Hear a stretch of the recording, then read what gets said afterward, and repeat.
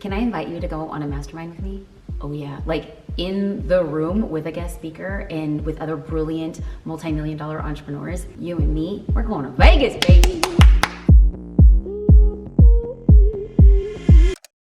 I'm going to be a guest on a podcast with Ryan Pineda. What I try to do to the best of my ability is if I'm going somewhere to be at an event, I look at other local podcasters and I'm just like, I'm in the neighborhood. Can we collaborate? So I'll have a 2-hour podcast with Ryan. I'm gonna head over to the Mastermind event, be at WeWork in Vegas. And we're gonna have a guest speaker. Her name is Leila Hormozi. It's like I hear like sound effects. Yay!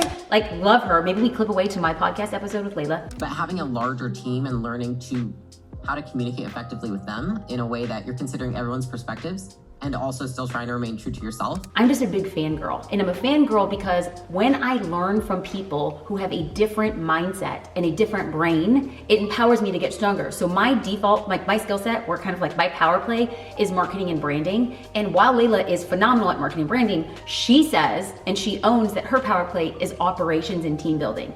That's 100% where I want to be, and I want to learn from the best of the best, and I think that is her. So I'm gonna be in a room with 8 to 10 other entrepreneurs. And I'm also gonna be there with my friend, good friend, Amy Porterfield. Should we have that again? Yay! Okay, I'll be there with my good friend, Amy Porterfield. And I'm very excited because I wanted to start this year and end this year as 2 entirely different people. Every time I invest back into my business, I become a different person. So every year I beat the former version of myself, and I plan on doing that. And the way that I do that is with education. So these events are big for me. I go in and I always say, I just need to know one thing. I need to learn one thing, because one thing will have a profound effect on how I run my business the following month and then the following year and years subsequent. So this mastermind is a little bit unique because I've never seen it done this way. I thought it was fascinating. And the reason why I want to document it is because I want to show how you can do the exact same thing in your neck of the woods. So traditionally, masterminds are hosted by a host, right? So you pay the host and the host will arrange the event and get things together and invite guests in, or maybe the host themselves will do the main teaching and speaking. In this mastermind, however, there was a group of people, and it's not led by one person in particular. It's a group of very successful entrepreneurs who said, let's pool money.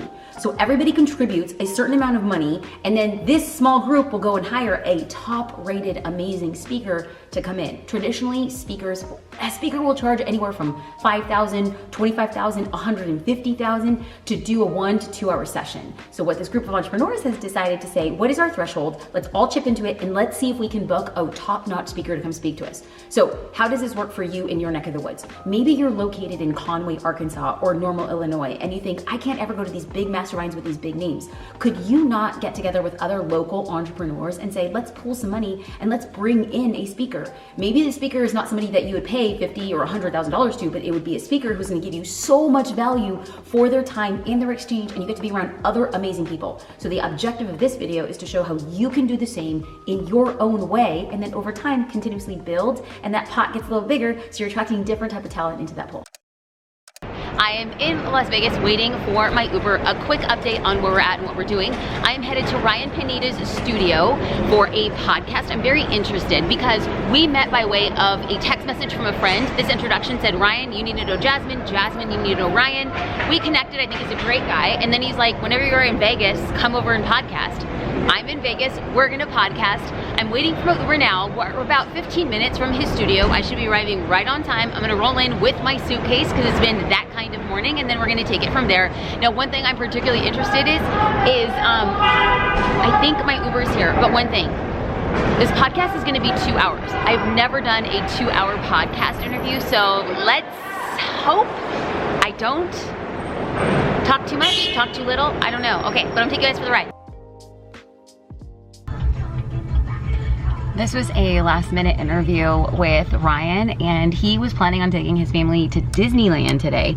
And he said, Jasmine, if you can come in early for the recording, I'll delay my trip a tiny bit. So what I did is I bought his kids something they could be taking to Disneyland to prep them for their trip, because I'm very thankful that he's taking this interview with me. And so it's small little tiny things that make him the hero of his own journey as he makes time for business and family. Look who's here. We've been wanting to do this for a minute, and it's happening.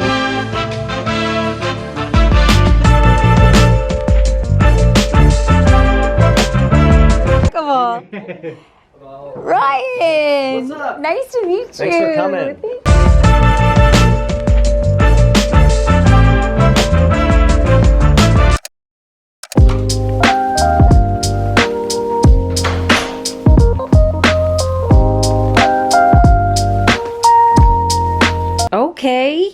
Okay. What in the world? We could do this. We could do this.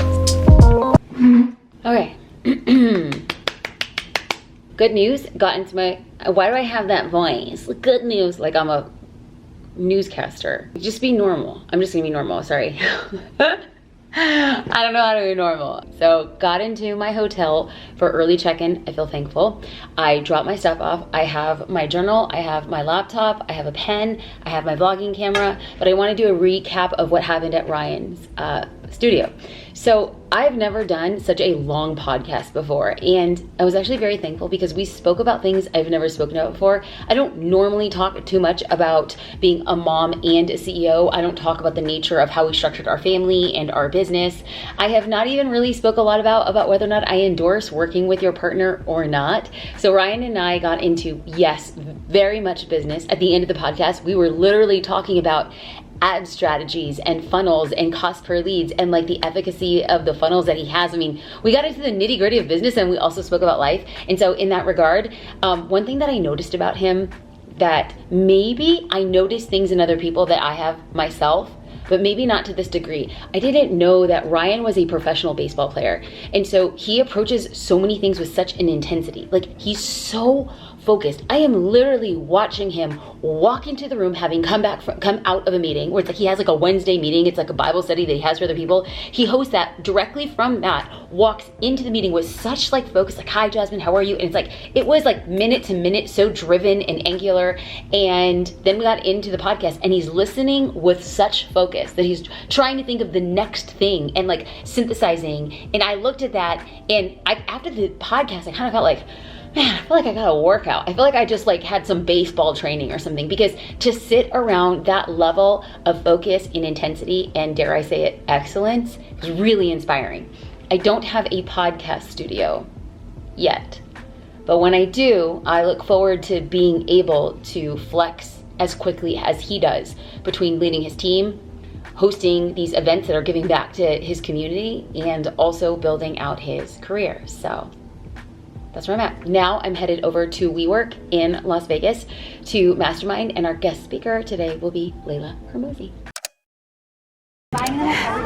Hey.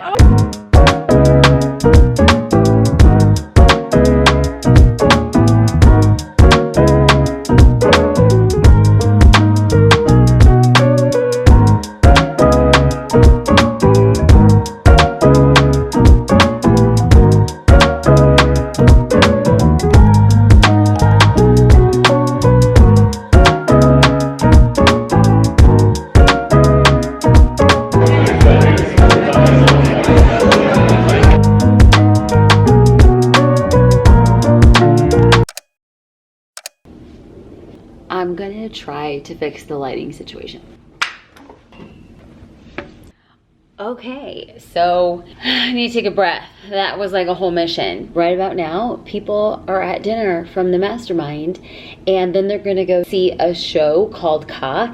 And I'm an introvert, and I know how I expend energy, and I wanted to spend the day to distill the things that I've learned, and I do that in smaller quantities. And over the years, I've become knowing and trusting of what I need in a moment. So after a very long day of the most brilliant masterminding, don't worry, I have my notes and I'm gonna share those with you coming up right now.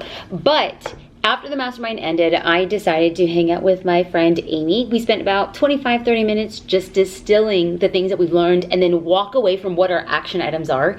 She sat across from me and she had said, you know, the thing about us, Jasmine, is that we make a plan and then we stick with it.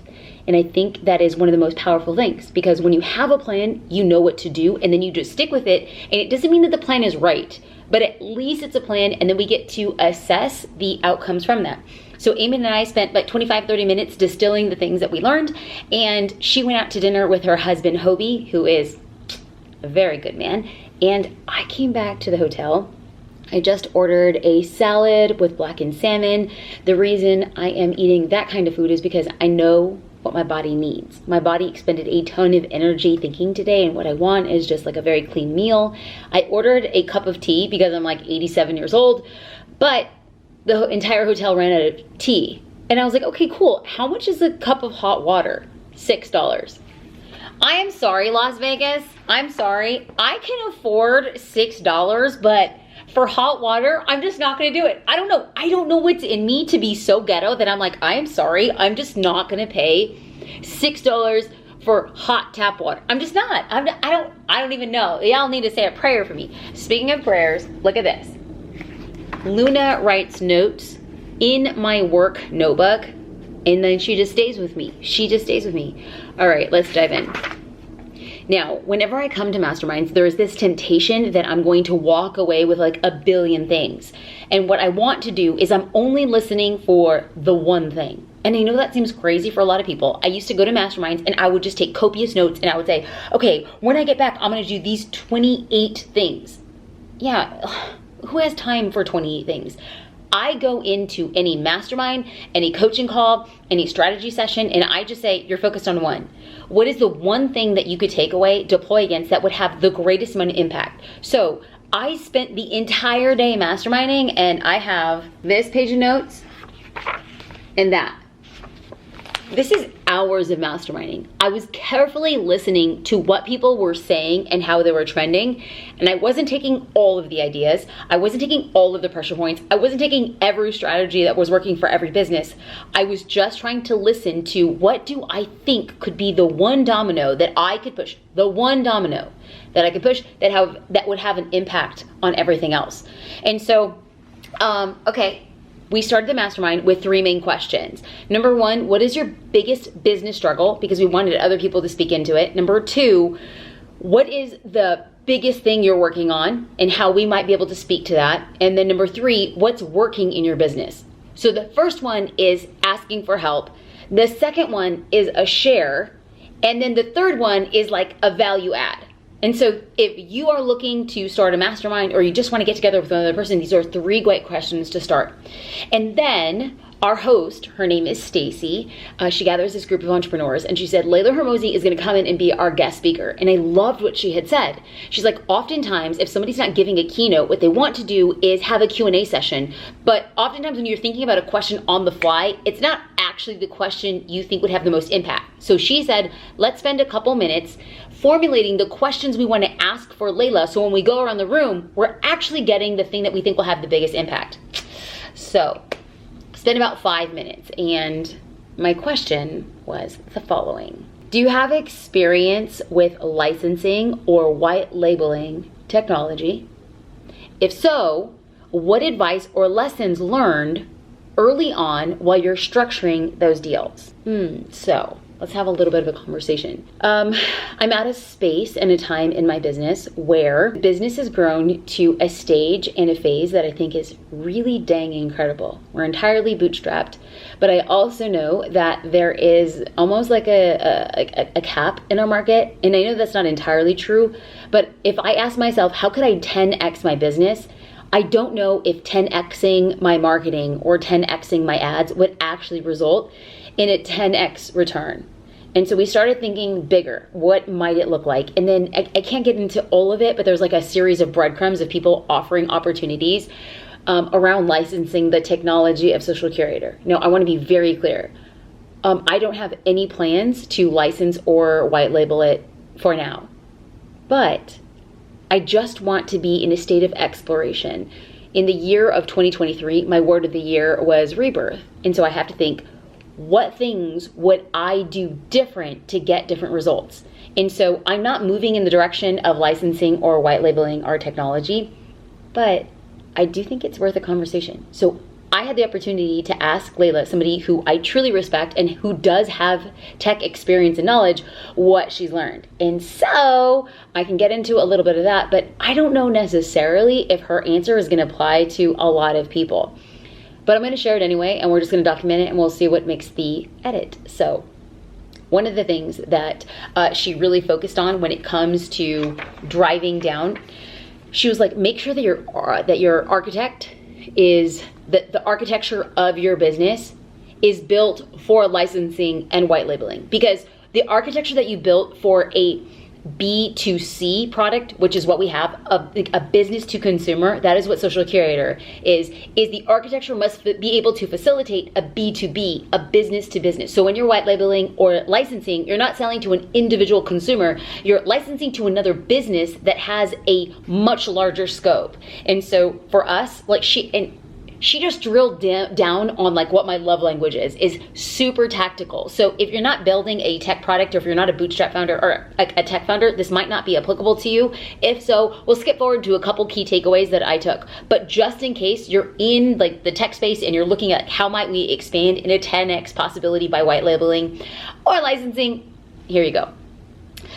She said that you have to be product minded, that you're going to need a head of product or somebody who's very familiar with the product to be thinking about the B2C differently than they're thinking about the B2B. Because your product market fit for a B2B is going to be wildly different than it is for a B2C, which I totally agree, and it made me feel good that we're already thinking in that regard. And so I had said that when we're thinking about considering white labeling, the insights that we've been given from other companies who are interested in white labeling our technology, we want to get data from this set, and we want to use this feature, and we want to know these things, and we want it to be per user. And I thought to myself, okay, well, what we're going to do is we're going to be able to scale and segment each of these things for scalability. And what Leila had said, which hearing it, I know it's truth with a capital T. She's like, don't start with multiple offers or features. You want to start with one thing. Just get something out scrappy, test it with the audience.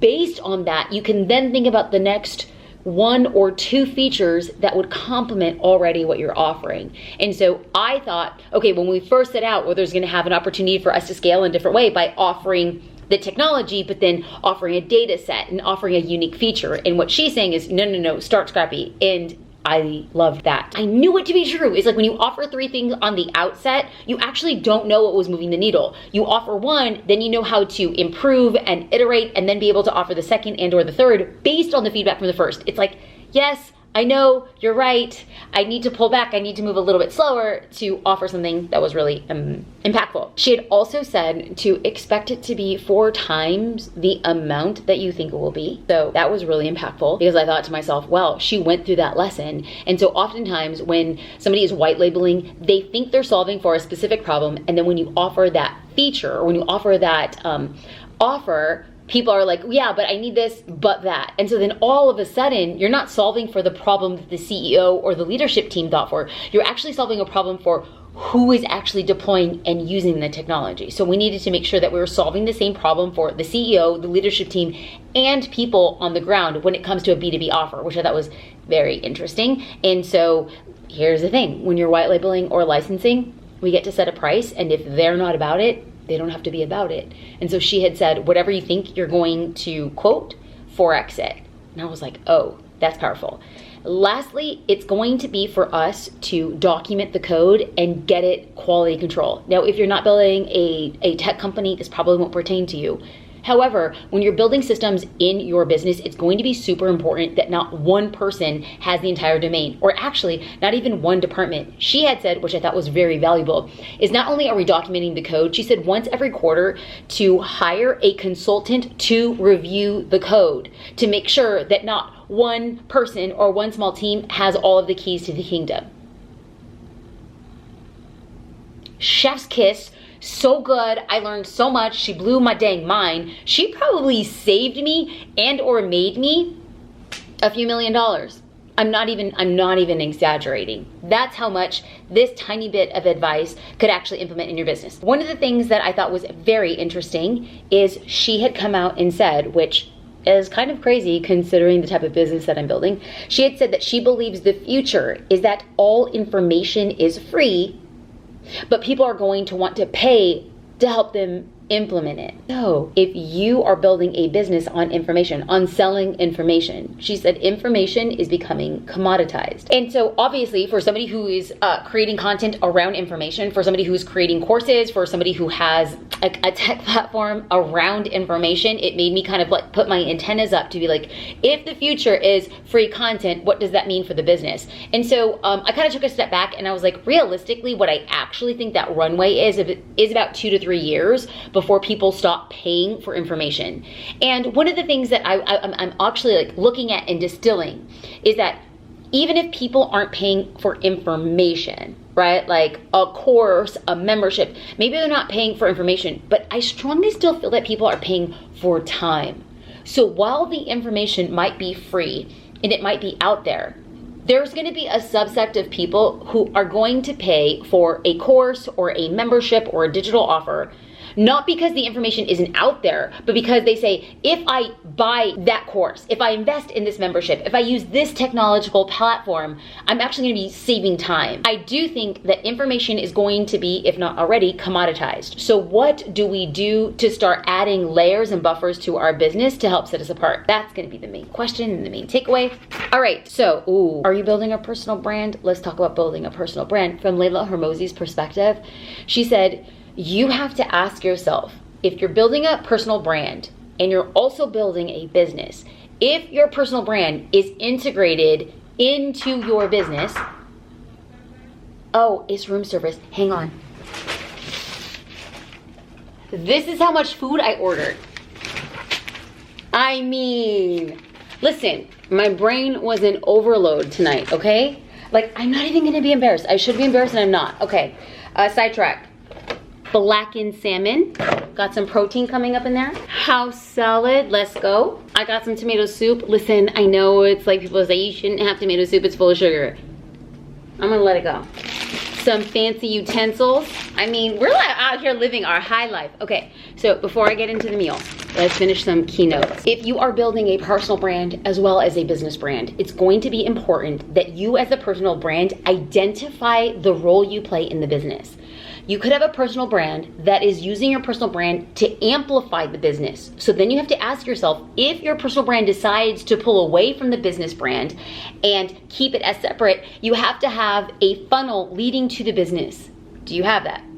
Number 2, if you decide that building your business and you want to sell it, you have to ask yourself, am I a teacher or am I a coach in the business? Because what you need to do in order to sell your business, in order to build a business that is sellable, you have to be replaceable. But it's hard to replace yourself if you don't know if you're a teacher. I had to change my battery. I actually think that might be a metaphor. I need to change my emotional battery from today as well as the video battery.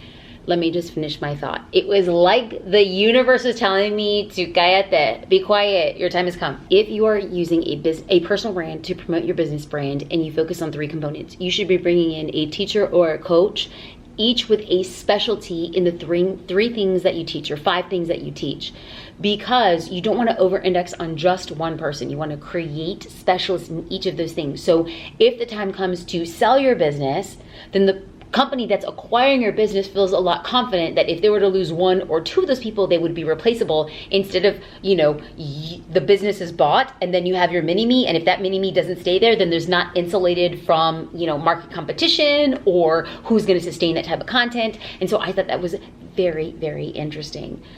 Okay, so the goal of this, obviously, like, I'm sitting here by myself and it is now 7:57. How long have we been talking? We've been talking enough time for me to know it's time for dinner and it's time for me to decompress. And actually, this is, okay, you guys, nobody else is gonna think this cute. I think this cute. My husband and my daughter, they're ready to FaceTime with me. So we're gonna have a dinner date. I'm gonna FaceTime with them over my salad and blackened salmon. And I created this video because more than anything, I wanted to put you in the room. And so I'm sharing what I learned and what I know to hopefully empower you to make better decisions or stronger decisions or more informed decisions for your business. All right, buenas noches. Take care, bye y'all.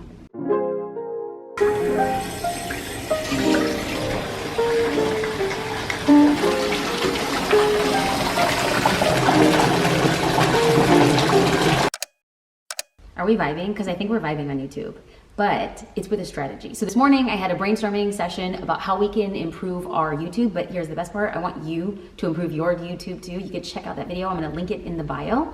And is that what the cool kids say? Like and subscribe for more. Am I a YouTuber? Am I a YouTuber yet? I think I'm a YouTuber.